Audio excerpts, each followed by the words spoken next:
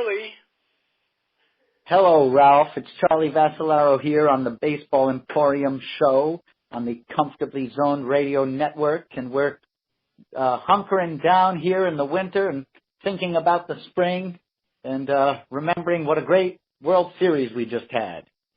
Oh, we did, and thank you for having me on your podcast, young man.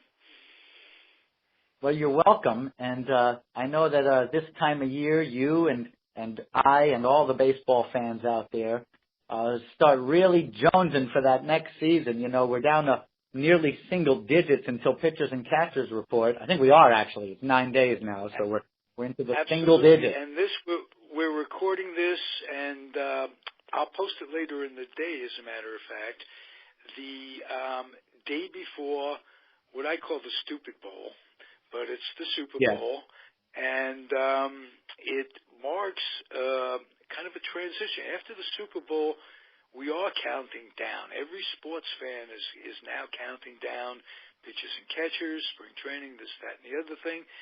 And so I thought it would be great if we reviewed last season's World Series, like you say, and you happened to have it fresh in your mind. You're doing some things on paper to look back. And what is it that you really remember? What's the highlights of? We have to go back. One of the things. The Cubs. These things are so cyclical. You know, I mean, I love how one baseball season unfolds into the next, and you come out of the last and you're right into the next. And you know, this spring, with spring training nearly upon us, both of this year's World Series combatants, the Chicago Cubs, the World Series champion Chicago Cubs, and the American League champion Cleveland Indians, both conduct spring training in Arizona's Cactus League. Now, you don't always get this, of course, because there's 30 teams in the majors and there's 15 teams in each league. Simply put, there's a 50-50 chance that you might get both World Series teams participating in the same spring training circuit. Some years, both of them would be out in Florida, and some years both are in Arizona. And most years, I'd say it's probably 1-1. And the Cactus League, being younger than the Grapefruit League, hasn't seen this happen as much in its existence as the Grapefruit League has. However, that being said, a lot of Cactus League teams have recently been showing up in the World Series, with the Giants winning their 3 out of 5 years, and then the Kansas City Royals last year, and now the Cubs Kansas City Royals in 15, Cubs in 2016. That's 3 years in a row the Cactus League champion has returned. I mean, the World Series champion has returned to Arizona. But one of the things that I'm really looking forward to is the February 26th game between the Cubs and the Indians. How do you like the way the schedule landed with that? It's the first, it's the first Sunday game on the schedule, and only the second game of the year for the Cubs. The Cubs actually start the season with in Scottsdale against the Giants, but their first home game is against Cleveland. And if I'm correct, and I think I am, the original teams in the Cactus League as well. Oh yeah, 1947, and the Cubs were the third team. They go back to 52. But I think that this schedule may have been written before the World Series was concluded. I'm not 100% sure on that. But I love the way that those two teams are going to end up playing each other right off the bat. That's a pretty exciting start to the spring training season, to get those two teams right back at each other on opening day of the Cactus League season, practically. And that'll be on television, I'm sure. I would imagine, yeah. The games at Sloan Park where the Cubs play, many, if not all, I do believe, are broadcast on WGN, and some of them are on the MLB TV channel as well.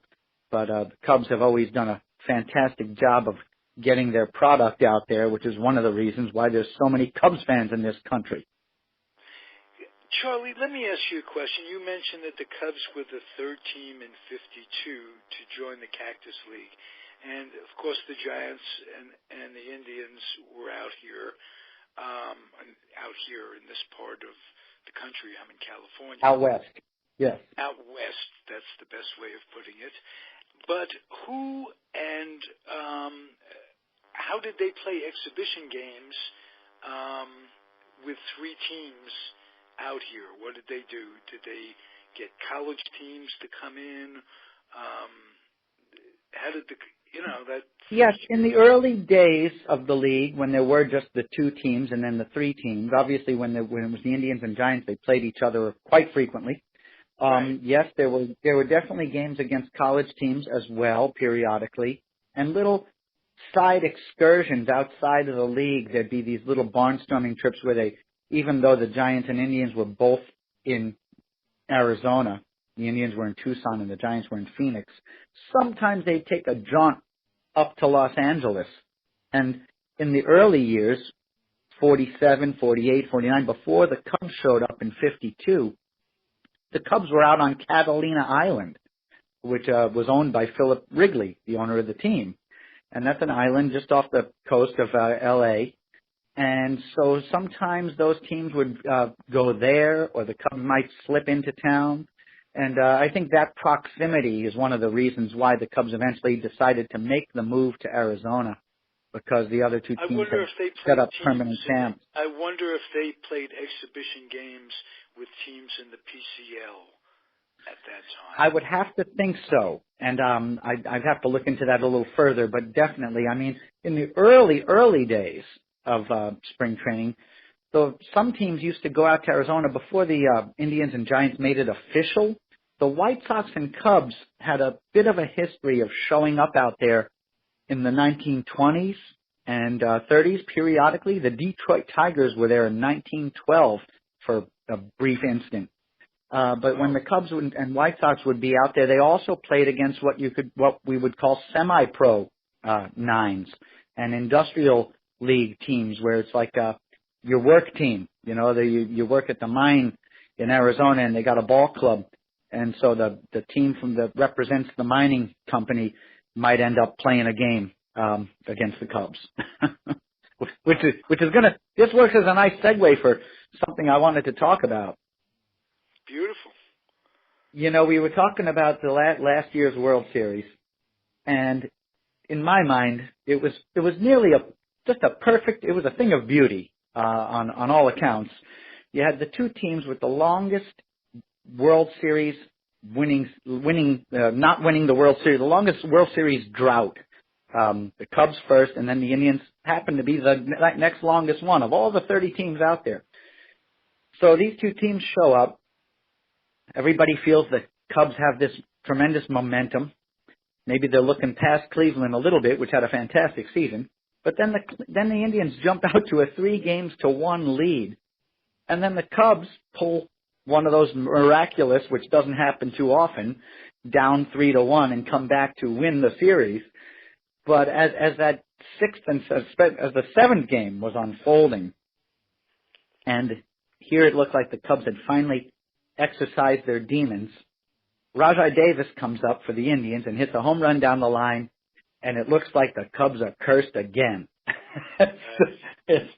Then they don't push across the winning run yet. It's the bottom of the eighth. If they would have got one more run, who knows what would have happened. But then the rain comes, and it seems so symbolic and metaphoric, and it reminded me of a favorite book of mine written by W.P. Kinsella, The Iowa Baseball Confederacy. Not Field of Dreams, which is the one he's more well known for, but the Iowa Baseball Confederacy. And it deals with time travel, and it has the 1908 Cubs playing against a team in Iowa, which was a loosely organized home nine, just a bunch of guys who lived in this town. So in the story, it's all supernatural. There's time travel going on, and nobody seems to remember this team that played against the Cubs. It seems to have been expunged from the historical record, although this one young man has a memory of it and has to go back in time to find out.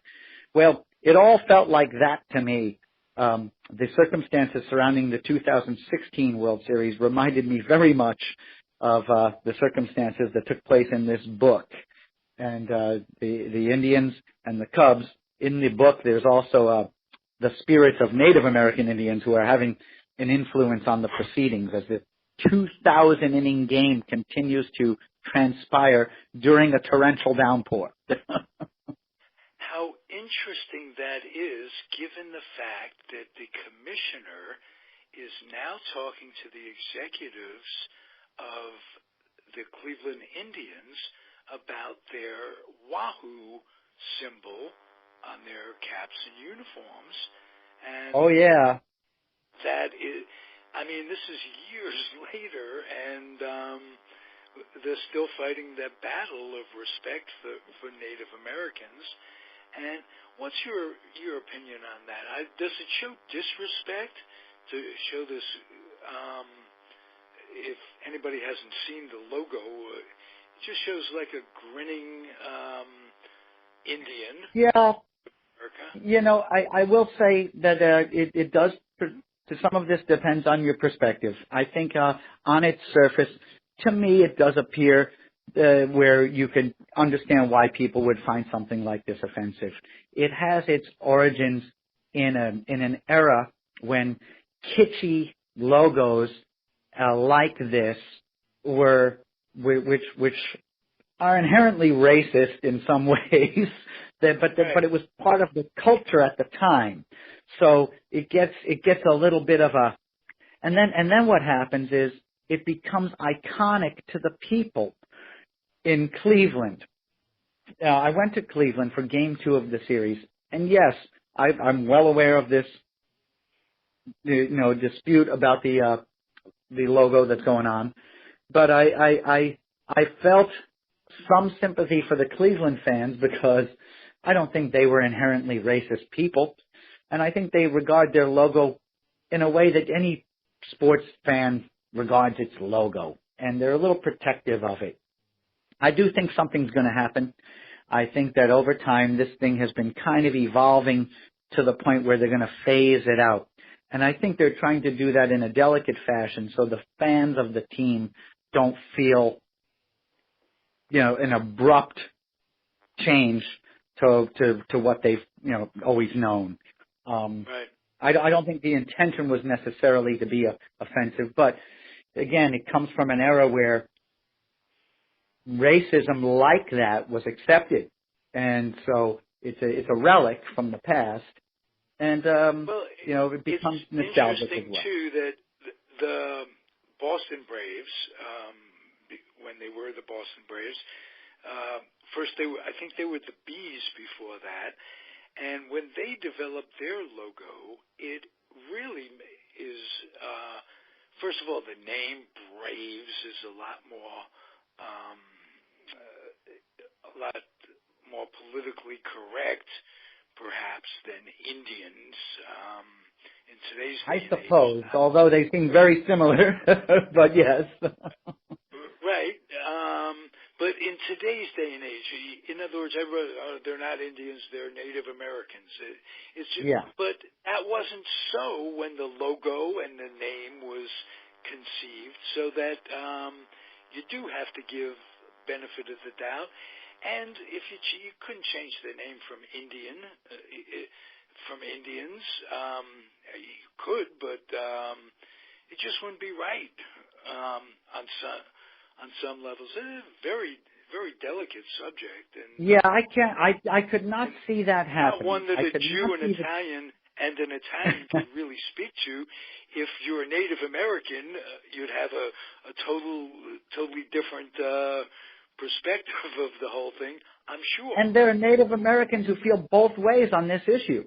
There are plenty of Native Americans who are not offended at all by it, and there are some that are. And so it's a tough one. I do think that eventually they're going to lose the Wahoo at some point. I would not be surprised if they're able to keep the name, but I think they're going to lose the Wahoo. They've been kind of phasing it out, but although if you go to a game in Cleveland, it's still like any major league logo, it's just slapped onto everything, I mean, yeah. You find him everywhere. Well, as you do in all cities, and I'm looking at the internet the other day, and I'm a radio guy, so I don't get to watch the Mets very often. So I didn't even know they had two or three alternative caps with the NY with a little silver background, the NY superimposed on a shadow.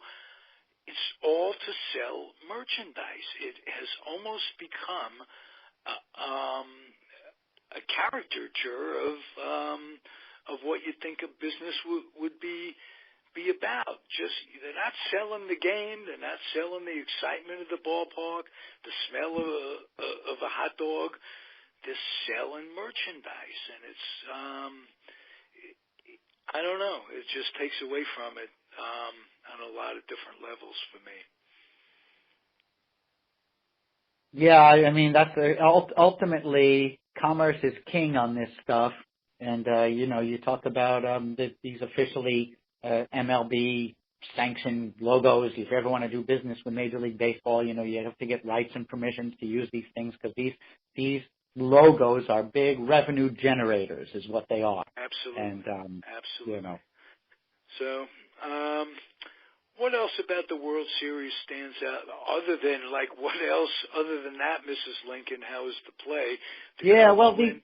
What I enjoyed, and again with these parallels to this mythical, it had a sense where the series kind of moved into what I would call a supernatural realm, where it almost felt like there was some type of divine intervention, taking place at play.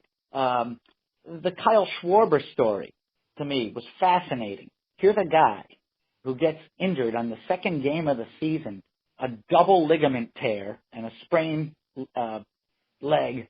So he's got basically, he tore his leg up to the point where they did not think he would be back at all during the season, and he barely was. He really wasn't.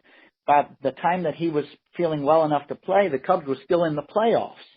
And so they send him to Arizona for the Arizona Fall League to take a couple of at-bats, just one game, see how he's doing. So he goes in there and takes a couple of hacks and hits the ball well during batting practice. And he says, I feel all right. So they bring him out, and he's on the World Series roster. And he ends up having the highest batting average of anybody on either team. He hit .412 in the series.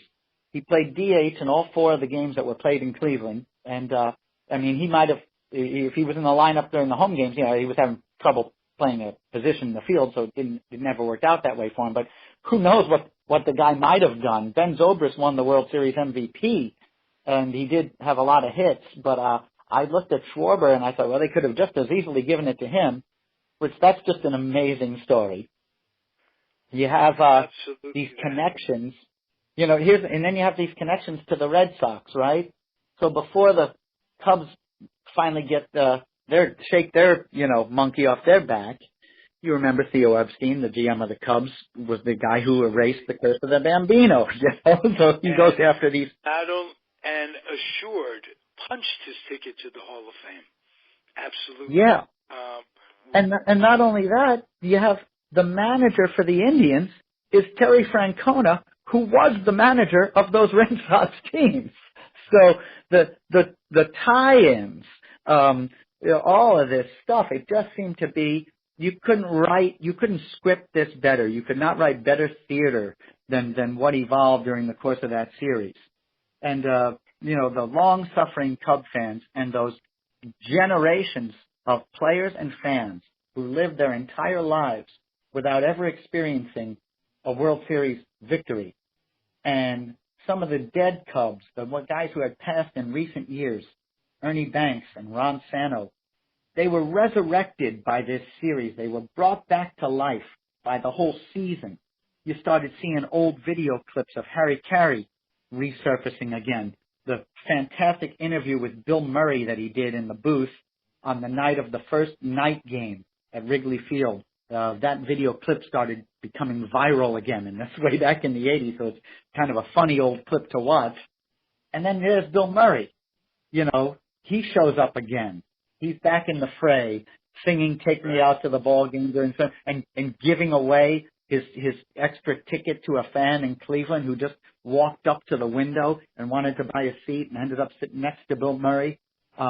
Eddie Vedder from Pearl Jam, who was a good friend of Ernie Banks and wrote a couple of great songs about the Cubs. One, my favorite, the "Someday We'll Go All the Way" song, which materialized this year. And then there's Eddie Vedder taking place in all this, and and they bring Harry Carey back. You could throw Jack Brickhouse into the mix.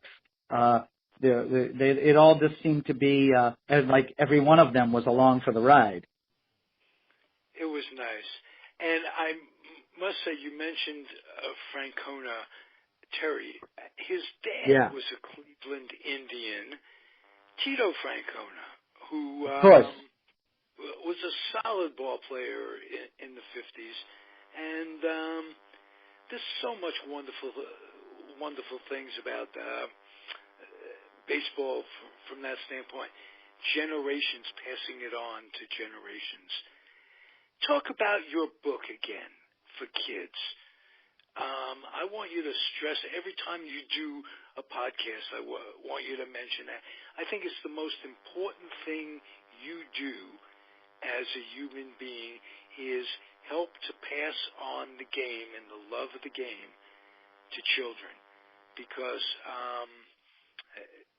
that's the future, and that's what it's about. Tell me about again your wonderful book. Yes, I've written a book with I collaborated with an illustrator, Kevin O'Malley, a good friend of mine here in Baltimore, who's illustrated more than 75 published books, and he was even on the New York Times bestseller list with some of his books. And we made this book called At the Ballpark, a Fan's Companion. And it's designed for kids ages 6 to 12, anywhere in there, in that area, to bring to the game with them. And it's kind of an activity book. It has a pencil. It has places for you to make notes, ask questions, answer questions, record your observations, and learn what's happening on the field and in the ballpark through the course of a 9-inning game. And by that, I mean also the arrival at the ballpark and the departure and the little things that happen before and after as well. So it moves along in a kind of a chronological fashion that you're flipping the pages of the book as the game is progressing and moving through the game and hopefully learning something about the game and learning ways to enjoy it. Sometimes you bring someone to a baseball game and they're not exactly sure what's going on, and it hinders their enjoyment. But this book is designed to accelerate the learning process so that you understand what's happening and in turn come to enjoy it. Terrific. What else you got going? You're headed for spring training next week. Yeah, I'm going to be out in Arizona for 6 weeks and getting there on the 13th, so I'll be arriving right about the same time as the pitchers and catchers. And we're going to be having a panel discussion at the Scottsdale Library about something we spoke about here on the Baseball Emporium show a couple of weeks ago, which is the induction of the Cactus League Hall of Famers this year, a class that includes Monty Irvin, Larry Doby, Willie Mays, and Ernie Banks. And they're being honored for their role in the integration of spring training baseball. They were among the first black players to show up out there. When Larry Doby came to Tucson with the Indians in 1948, obviously there had never been another black player down there on the Indians. He was the first. And the Indians had only been in Tucson for a year or two. So this was an introduction to the region of, first baseball and then the idea of integrated baseball. So integrated baseball appeared at the same time that spring training had begun its move west. So life and baseball were changing in the country, and that was in a very exemplary period. And we'll be exploring that in the weeks prior to this season. I've been writing about it for numerous entities, and it's been a subject of research for me all through the winter. It's kept me warm through the cold winter. Charlie, Jackie Robinson has been so much written about. I mean, there's talks and discussions, and we know so little about Larry Doby. Did it come up about 2 weeks after Jackie Robinson? It was 11. It was 11 weeks, but same thing. They both showed up in 1947, and yes, and Larry Doby was a really skilled athlete. He started off as an infielder, but then they moved him to center field, and it didn't take long at all for him to become a fantastic center fielder. He played basketball in high school as well and football, so he was a multi-sport star. He was born in South Carolina, but grew up in New Jersey, in Paterson, New Jersey, and went back and played a lot of when he was on the Newark Eagles Negro Leagues baseball team. So before he became a major leaguer, and he had been in the league for a handful of years. He was a bona fide star and veteran. He had won the Negro League World Series as recently as 1946, and he was a teammate of Monty Irvin, another forgotten pioneer. Well, I wouldn't say forgotten. They're both Hall of Famers, but not as well known, maybe a little bit more unheralded than someone like Robinson. Yeah. But Irvin was there. He showed up in 1949. So here's another guy. I know that those two guys were teammates. What a team that must have been. Yeah. Yeah, they were teammates, and then when they made it to the major leagues, they faced each other in the 1954 World Series. Larry Doby, I believe, was on deck when Willie Mays made his great catch off Vic Wirtz, the catch. Yes, oh yes. So and the connections are many. And the throw, oh yeah. As skilled as the catch. Held runners out of scoring position. Wow. I was privileged to interview Arnold Hano. Yes, Arnold Hano. Yes. Yes, A Day in the Bleachers. Wonderful. Speaking about books, it comes to mind, you talked about Tyko's book with the Cubs and that fantasy book. You must have read the Universal Baseball Association. Of course, Robert Coover. Yes. Was that not wonderful? And I'd like to thank Sherry Davis, who my friend who gave me that book. And I've read it now 2 or 3 times because it's like you keep going back to certain old favorites. And that was one. And I wanted to make note, the last time you and I did a podcast, we were both holding the book. We have a Baseball Connect, Crossing the Line, at exactly the same time. We use it as our bibliography for these things. And we both have a mutual respect for not just Jackie Robinson, Larry Doby, but all the players that crossed the line from 47 till the early 60s that book covers. And they went through an awful lot because spring training, the minor league systems, they were all in these cowpunk towns where, mostly in the South and the Midwest, where it wasn't easy to be a person of color in those days. Not that it is in these days, or not that it's easy to be a person with no color in these days. We're all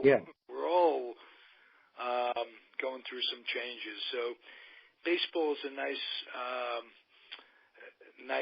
place to come and forget all of our troubles of the world. And you help to lead us that way. Your podcast is terrific. You're going to get some great interviews in spring training, and I'm happy to have you at the Comfortably Zoned Radio Network, Charles. Well, thanks, Ralph. It's definitely a pleasure to be here, and I'm certainly looking forward to sharing whatever experiences unfold in the coming weeks. One of the nice things about the spring training season is the spontaneity of it all. You never know what's going to happen. Absolutely. As far as the game, on the your field is concerned. Your interview with the first South African player. Yes. Let's go back on that a little bit. Tell me about him and where he's going to be playing this year and what his prospects. Yeah, Dylan Unsworth. Dylan Unsworth is his name. Unsworth.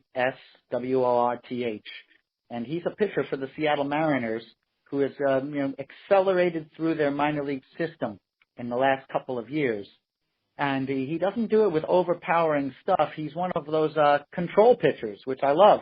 A guy like Greg Maddux, who just knows how to throw strikes, or even Bartolo Colon, guys that just pound away at the strike zone. And that's how he breaks down batters, is by just consistently being ahead in the count and being in control of the situation. He's got a good head on his shoulders.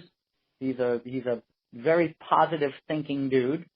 And when he makes his debut, which I would imagine is going to happen sometime this year, he's already out there. He's got his spring training invitation.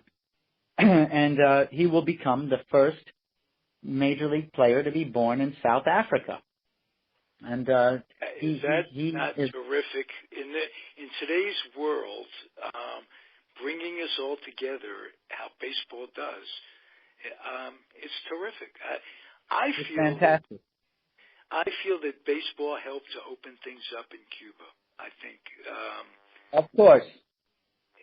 And we need to be open. We need to be open. This nationalistic thing has gone a little too far.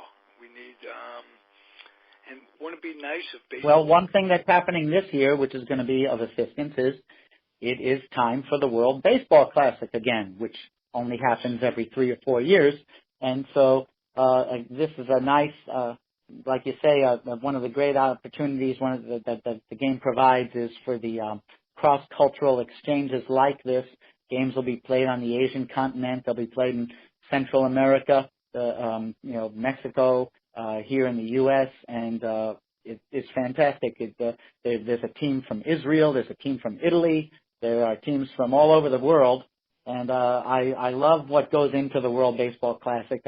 Players who have origins, ancestral origins in other countries are able to participate on teams like Mike Piazza coaching for Italy a few years ago, and Jason Grilli. And the Israel team has a lot of interesting Jewish ball players on it. I believe Ike Davis is song. Talking baseball, Shlomo and Casil. It's catching on. So, where are the games played? In Arizona? There are some exhibition games being played, not official tournament games, although they did have brackets competition in the previous World Baseball Classics. This year it was moved to San Diego and Los Angeles. Not exactly sure why that happened, but we'll still have an opportunity during the spring training season in Arizona to see some of the international teams. I'm looking forward to watching Puerto Rico play the Giants, and I believe it's on March 9th or 10th. I'm looking at my schedule. Oh, it's on the 8th, Wednesday, March 8th, Puerto Rico at San Francisco, which means Scottsdale Stadium. That same day, Italy is playing the Oakland A's, Mexico is playing the Arizona Diamondbacks, and Venezuela is playing the Kansas City Royals. How do you like that? Who do you think Ruben Gomez is going to be rooting for, Puerto Rico or the Giants? Oh, the national pride seems to outweigh the. I know. You're right. Absolutely. Yeah. So I don't think any of the players on Puerto Rico are going to be rooting for their home teams. I mean, they're major league affiliates now. It's too much national pride on the line. So well, I can still Puerto remember Rican team. Jason Ruben Gomez into the clubhouse. Well, I'll tell you what. I think that the Puerto Rican team is my pre-tournament pick to win it all. They're loaded. They got Francisco Lindor and Javier Baez up the middle at short and second, which is unbelievable. They've got some great young arms on the mound, and I think they're going to come in very strong this year. Okay, Charlie, because you are so up to date with everything, I want two sleepers, a position player and a pitcher that you think are going to either break out or you think are underrated for this coming year, 2017. That's a good one. Last year, Gene Segura on the Arizona Diamondbacks was that guy. And I did get a good look at him during the spring and felt that way. I said, this guy's on the brink. Without having seen a spring training game yet this season, it's a little bit hard to say something like that. Living here in Baltimore, we've been waiting for Jonathan Scope to become a superstar, and he seems to have all the tools. He's a very exciting and fun ball player to watch. That's our second baseman here in Baltimore, Jonathan Scope. Right. I think it could be an all-star year for him. It's one of the first guys that comes to mind. As far as a pitcher is concerned, I'm not sure, except to say that those two guys that were on the Indians that went down last year at the end, Carrasco and Salazar, were really having great seasons when it came to a halt for them in September. And I do think that they are going to be back. The other thing I'll say is the Colorado Rockies pitching staff is on the brink of doing something. They had fantastic records on the road. Of course, it's hard to pitch at Coors Field, but I was looking at the Rockies' numbers last year, and their pitchers were all lights out on the road and young, and combined with the most potent offensive attack. I'm not going to give you I'll give them as a team. You didn't ask me that question. You asked me for a pitcher and a hitter, but I'll tell you what, my sleeper team this year is the Colorado Rockies.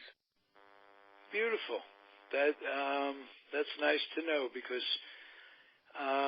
they deserve. Colorado itself deserves to do better. Here's something I want to ask you about that home field advantage. It's hard for a pitcher to pitch, but isn't it hard for a visiting team pitcher to come in and pitch as well? So, when you talk about a team's advantage at home, it could be a disadvantage, or advantage on the road. It could be a disadvantage at home for a visiting team. So that gets very little, when you talk about Colorado and their pitching, it helps their hitting. So oh yeah. They had a player. They have the shortstop, Trevor Story, who was having an incredible season last year and got injured just after the All-Star break. He had 27 home runs already. Now, Corey Seager was the Rookie of the Year for the Dodgers, and he had a fantastic year. But Story had almost as good of a year as Seager in just half a season. And I think if he had not been injured, he would have won the Rookie of the Year award. And I think he's going to step right in, and he's the next Tulowitzki for that franchise. They also still have Carlos Gonzalez. They have Arenado, the third baseman, who might be the best hitter in baseball right now, and of course is benefiting from playing 81 games at Coors Field. But you just have to like that lineup, and if they get a couple of arms, then they're in. I think the Dodgers are the favorite in the West. The Diamondbacks, I think, would have to rebound somewhat from their abysmal season they had. However, I don't think trading Gene Segura helped them at all. And then you got the Giants, who are just kind of always in the mix. But I think this is a year where the NL West is in a position that a team like Colorado could snatch it. Charlie, would you speak to pitching injuries and whether or not you think that going to a six-man rotation would be better, or going back to the 50s, there was a four-man rotation? Is it better to pitch more and build your arm strength up? Should they be coddling players more? What's causing this rash of injuries? And, I don't have the answers to these questions except to say that I think a lot of these guys are showing up already having thrown too many pitches as youngsters. So you gotta have to. It needs to be monitored at an earlier phase. I'm fine with the five-man rotation. I think as far as a 25-man roster and how you fill it out, a five-man rotation makes perfect sense. We are in an era of very much specialization with regards to bullpen use, and right. I think that the guys are already the ideas of pitch counts and inning limits and things like that have already, those machinations are already in place for the protection of the guys. I think they're already basically doing whatever they can to try and get the pitching is an unnatural movement, and some of these pitches that the guys are trying to throw, and the emphasis on hitting 100 miles an hour and all this stuff. These guys put a lot of, I think that's a big part of it. If they weren't trying, in the old days, a guy would hit the mid-90s, but not every pitch. More attention was paid to the difference between your fastball and your off-speed pitch than because the faster it comes in, the faster it goes out. And so I'll also say, which we talked about before with this kid Unsworth, and I talked about Maddox and Cologne, you don't have to throw 100 miles an hour to be successful. I think command of the strike zone leads to more success than having overpowering stuff. So. But, that number on the scoreboard, it's like home runs. Did the guy hit 99? Is he going to hit 100? I mean, that is appealing to people in the way that Sosa's 55 home runs appeal to people. You know what I mean? Yeah. Definitely. It's part of what gets hyped up. But I think successful teams know how to ignore that. Know how to not spend so much time dwelling on stuff like that. I thought there was some unorthodox but intelligent use of the bullpen by Terry Francona down the stretch. Using guys in different situations and realizing that Andrew Miller had a hot hand for a while and going at him. I think there's certain intuitive. You have to trust your intuitions on things like this, and manage on a case by case basis. I don't think there are any hard and fast rules that or success formulas. You have to work your way through it. Okay. I'll ask you two more questions. The first question is, how about these shifting policies where you'll see a shortstop playing? Well, it works. That's just technology. That's just the technology and all of this, charting and graphing of where hitters. I mean, and this is not really new. You can ask Willie McCovey and Ted Williams about shifts because they were constantly shifted upon. And it works. So I know Joe Girardi he gave into it, but he probably could have put up probably could have did better for his team if once in a while he did give in to the shift. Yeah, I mean, I think the impetus is on the batters, definitely. Here in Baltimore we have the slugger Chris Davis, and they employ a very severe shift on him. Every now and then, he might think about trying to go the other way or even laying a bunt down. It doesn't happen too often, but I do think if you worked on that as a hitter, as you're working on how you're going to respond to the shift. I think that's the thing that needs to be done. And then you find out who's able to. Butcher boy. Yeah. That's what his expression was. Butcher boy, hit down on it. Charlie, terrific show, as is your custom. Well, thanks. It's been a pleasure talking with you, and I think all of this hot stove league stuff just gets us more and more full of anticipation, and it's the kind of stuff that makes time go fast. So absolutely. We'll talk a little off the air when you sign us off. All right. Well, I guess I'll sign us off right now then. It's once again, it's been the Charlie Vascellaro's Baseball Emporium show on the Comfortably Zoned Network, and we appear here with semi-regular frequency, but pretty regular, and I'm glad to be here. We'll look forward to doing another one next week. Oh, that's terrific. I'm so happy to have you with the network.